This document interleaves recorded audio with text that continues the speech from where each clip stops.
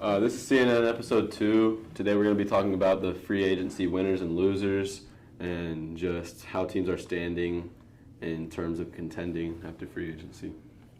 So starting off, we have some free agency winners, and I personally believe that the Chargers, Bengals, Browns, Raiders, Tampa Bay, and the Texans are up there too as some of the premier winners from free agency. Yeah, I actually think if we had to rank them, I think probably the number one winner in my eyes is probably Los Angeles Chargers. Their offense was actually really good in the past season, but the only thing that really held them back was sometimes they'd have lack of defensive play. So they decided to go out and give the corner who led in interceptions the last 2 years a bag and trade for Khalil Mack, who has been dominant throughout his whole career. Yeah, the Chargers definitely are one of the top teams in free agency this year, and like you said, they had their struggles on defense. They ranked last in run defense, and they gave up, I believe, 127 yards per game last year against the run, which is really terrible. And when you have a great offense like that with a top 5 quarterback, a couple of great receivers, Austin Eckler, who's probably the best receiving back in the league, one of them at least. You got to maximize his rookie contract while you can, and this is their perfect time to go win a Super Bowl. And if they're going to do that, then they got to spend their cap, which is exactly what they did. They got J.C. Jackson, Khalil Mack, they traded for. They signed Sebastian Joseph Day, really good nose tackle from the other LA team. And they signed Austin Johnson from New York, which I think was a really good move as well. Yeah, that's actually going to be pretty hard for offensive line to be able to try to counter Mack and Bosa on the outsides and a big run stopper like Sebastian Joseph Day in the middle. And another team that I thought did really well this offseason, at least so far, was another team with a really young quarterback, the Cincinnati Bengals, which their number one need coming out of the Super Bowl was obviously offensive line. Joe Burrow was sacked by far more than any other quarterback in the league. And they went out and got La'el Collins from Dallas. They got Alex Kappa from Tampa Bay, and they're just rounding out the offensive line, which I think that is going to be a big improvement for next year, and that'll make their offense look even better than it already is. And they're still really young, too, so I can see that offense going around for a long time. That's definitely the Bengals. Their O-line was their biggest concern last year, and everyone was clowning them after the draft, saying they should have drafted Sewell instead of Chase, and we saw how that worked out, and the Bengals ended up making the Super Bowl without an O-line and a quarterback like Joe Burrow. It's not often where you see a quarterback with no protection make it that far. We've seen a David Carr situation before, no O-line, his career was ruined. A lot of careers have been ruined to having no protection, and Joe Burrow overcame that adversity his first year. No protection, torn ACL, second year, made it to a Super Bowl. Very clear-cut winner for the Comeback Player of the Year. Great receiving core. Now they got a pretty good O-line. Joe Mixon, even though they lost C.J. Uzoma in free agency, I believe they're still one of the top teams in the AFC. But that's the thing with the AFC this season. Bengals could possibly not even make the playoffs because they're one of the toughest divisions in all football. And then you also have the AFC West where every single team could make the playoffs. And, the AFC is just completely loaded. So you could see any of these teams that we're talking about who won the free agency, we could say, they might not even make the playoffs. Yeah, I feel like that's why most of these teams had such good free agencies, because they know the AFC is definitely the more dominant conference, and it's getting more and more stacked every day. So they think they have to go out and make a move, or they don't think that they would even have a chance in the AFC. And talking about David Carr, was talking about his little brother's team, Derek Carr and the Raiders. Actually, Raiders traded for Devontae Adams, which brings back Derek Carr and Devontae Adams' college days at Fresno State. And then they signed Chandler Jones out of Arizona, which is a great edge threat, which would also kind of be like the Chargers situation where teams are going to have to capitalize against Max Crosby and Chandler Jones on both sides. And they actually traded Unique Ngakoue to Indianapolis for cornerback Rock Ya-Sin. Yeah, definitely, but I disagree with the fact that Chandler Jones is an elite edge threat. The past 2 seasons, he honestly has not been that good. In 2020, he got injured after just like 5 games and only put up 1 sack in that time period. And this year, his stats might look pretty good. He had 10.5 sacks for the season in just 15 games, but 5 of those sacks came week 1 against the Titans in an absolute blowout of a game. And so for the last 14 games of production, he only put up 5.5 sacks. I think the Raiders kind of overpaid for him. I think he's kind of overrated. Will he help provide some relief for Max Crosby to get off on the other side? Yes, but I definitely don't think that he's not elite anymore. He's not the player that he used to be. He was much better back whenever he first joined Arizona, back in his New England days. Just a few years ago, he was one of the league leaders in sacks, and, he's just not at that level anymore. But I definitely do think that the Raiders were one of the big winners, and, they kind of had to be one of the big winners. You have to stack up your defense if you're in the AFC West because you're facing all these great offenses, The worst quarterback in the division is Derek Carr, and Derek Carr's a fringe top 10 quarterback. You've got Pat Mahomes, who's the best quarterback in the league. You got Justin Herbert, who's top 5. Russell Wilson, he's up there somewhere in the top 10. And Derek Carr's around there too. If you don't have a defense, you're not going to survive. And so it's really looking like so far after this free agency, especially after some of the players that the Chiefs are losing as well, like Tyrann Mathieu, they're going to be lacking. And while Chiefs are still going to be probably the front runner for the division, it really makes you wonder, are they really? Because they have most definitely by far the worst defense in the division, and there's 4 elite offenses in the division, so we'll see how that plays out. Yeah, the Texans haven't really made any moves. Like, they haven't really signed anybody or have gotten that much people. But I feel like their trade for Watson kind of made them a winner because Watson went out and said he wasn't playing for Houston no matter what. They could franchise tag him the rest of his career, and he wasn't going to play another game with them. So trading a guy who you knew wasn't going to play and didn't even play at all last year and ended up getting 3 first-round picks, a third-round pick, and a fourth-round pick seems like a win to me. I think that's definitely a win, but they have not made any moves, and they hired Lovie Smith as their head coach. Lovie, he's a likable guy, not a good football coach. I personally don't really like him. He hasn't had much success at all in the NFL other than early in his career with Chicago, and other than that, he's been kind of lackluster, and, although they did dump off Watson and he said he wasn't going to play for them, that's kind of like a Ben Simmons situation in the NBA. He's a great player and it sucks to lose him, and sure they got a big return in draft picks, but how valuable even are draft picks anymore? You don't really know. Yeah. And 3 first-round picks, you can't guarantee that a Deshaun Watson caliber player is going to come out of that, so I'll put them on the fringe. They're fringe winners, but I also think they're definitely still a bottom-tier team in the league. Yeah, and when you look at talk about a team that I also think is fringe, like maybe the Jacksonville Jaguars, when you look at their offseason moves, you would instantly think that they're a win signing people like Brandon Scherf, Forsada Lokun, Forlonzo Fadasaki, Christian Kirk, Evan Ingram, Zay Jones, Darius Williams, and they re-signed Laquan Treadwell. If you look, those are all these players were starters, or at least they would start in most games last season.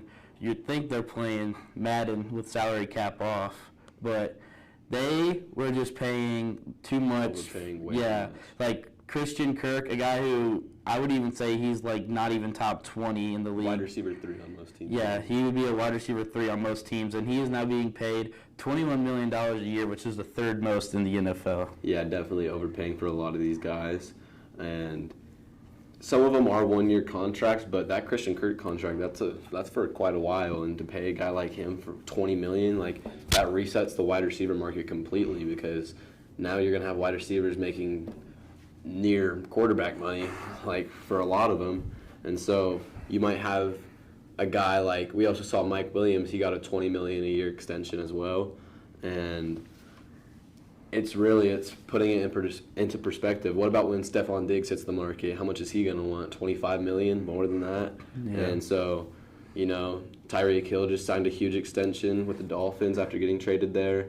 So the Jags did definitely overpay. Did they make some necessary moves? Yes, they're protecting Trevor Lawrence. They're getting him weapons, but they didn't even get him an elite weapon. They got him some pretty decent weapons, and they paid so much for it. So hopefully they continue to improve through the draft and don't waste away Trevor Lawrence.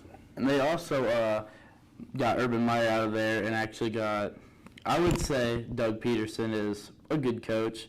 He was the Eagles coach for about 4 or 5 seasons. First season went 7-9, but that was his first year on the team. Then the next year they won the NFC East, got the first round bye, ended up winning the Super Bowl. So I feel like with a new face in that staff room over there is gonna help out this young Jags team, and I could even see them being in the top half of the division if things don't work out with like Matt Ryan in Indianapolis, or if Ryan Tannehill continues to tank after his not very good end of the half last season. Yeah, definitely.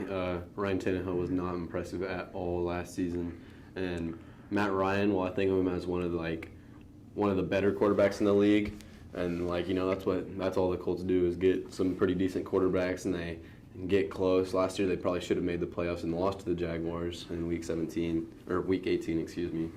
And I could definitely see the Jaguars making a run. Like, my mind tells me that it's going to be 1 and 2 is either going to be Colts and Titans either way, but how much is Ryan Tannehill going to regress again? Is Matt Ryan still going to be as good as he was? He's going to have a way better O-line now, a lot better weapons. So I do think that the Colts will win the division, but is Derrick Henry even going to stay healthy? He's had some injury concerns in the past.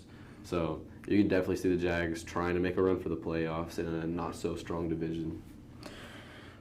Yeah, I feel like the only way the Jags can make the playoffs next year is if they win the South, because I feel like if they get second or third, there's just too many top-heavy teams in the AFC to even put them even in like the 8 or 9 spot. But now we're going to move on to some of the our losers we have. And to start out, I think Bill Belichick and the Patriots were big losers until this last week, as they let the best top 2 corner in the NFL go. I just don't think that they haven't really been doing too much like they did. Definitely comparing to last year when they just went all out. Yeah, definitely. There was no real reason to move Shaq Mason whenever they're not having cap troubles, and you have a young quarterback in Mac Jones who's one of the most accurate. Like, that's about all he has is accuracy. And so if he doesn't have time, he's not very mobile. He's not going to be able to escape the pocket like that. And who's catching the balls over there? They don't have any elite wide receiver talent.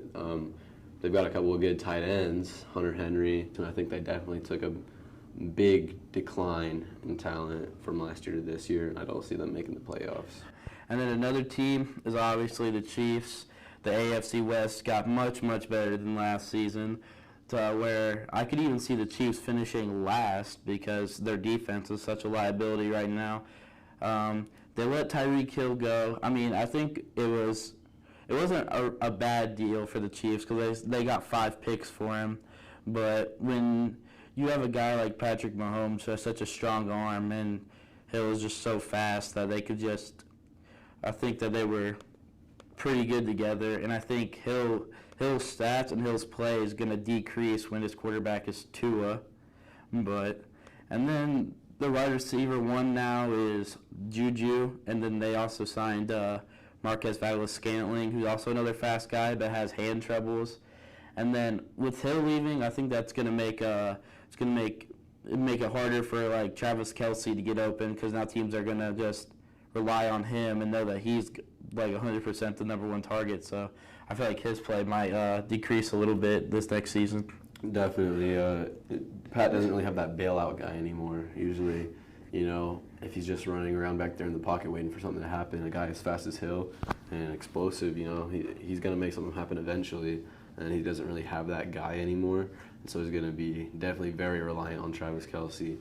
And although they're letting a bunch of people go, and I could definitely see them finishing last in the division, I think they'll go 2-3 though.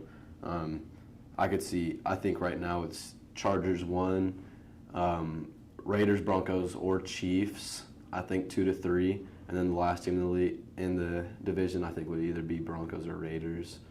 But I just can't see the Chiefs finishing last with Patrick Mahomes, but it's definitely a possibility. They've got some decent wide receivers now, nothing special on defense. They don't have the same firepower that they did last season, so it's definitely going to be a struggle next year for the Chiefs, and we'll see how it works out for them. Yeah, and another team we have for our losers is Dallas Cowboys. They haven't really made too much moves. They let Amari Cooper go for barely anything, and Cedric Wilson signed to the Miami Dolphins. They also released Lyle Collins. Yeah, and let him go to Cincinnati. So they lost a pretty well offensive lineman and 2 receivers. So now their wide receiver 1 is going to be CeeDee Lamb, and then they have Michael Gallup on the other side, which still isn't horrible, but it's just not as what it was. This makes you question, why did they give Gallup such a big extension and just trade away Cooper, just let him go like that? Yeah, that's just something that they need to figure out, because I had no idea either. And I feel like the NFC East got a lot tougher as this season went on.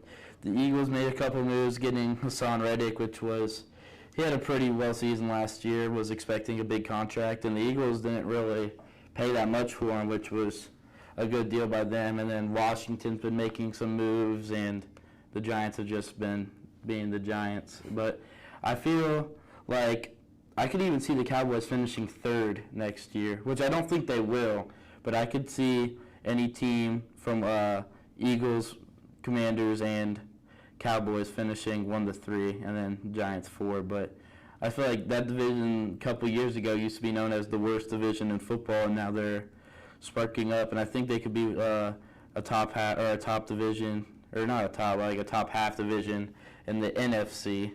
But yeah. Definitely. It's no longer the NFC least. It's definitely getting a bit tougher. And like you said, I agree that the Giants are going to finish last. Daniel Jones isn't a guy. They don't really have much talent over there.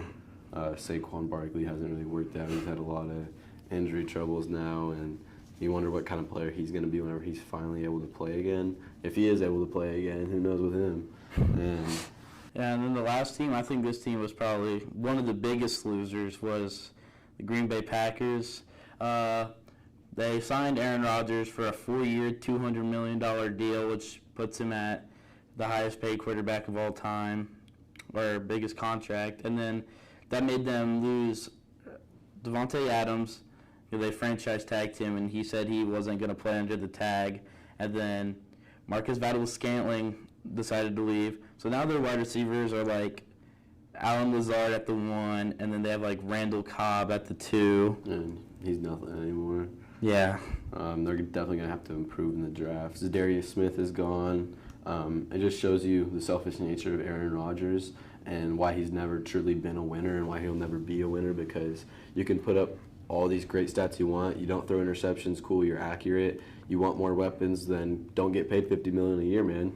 Like, if you really are going to complain like that, then suck it up. Look at guys like Tom Brady taking pay cuts in order to keep their team strong. And that's why you've never won anything in your career. You're just going to be an NFC championship, NFC division quarterback, and you're never going to make it farther than that. And I guess time will only tell, and we just have to wait and find out.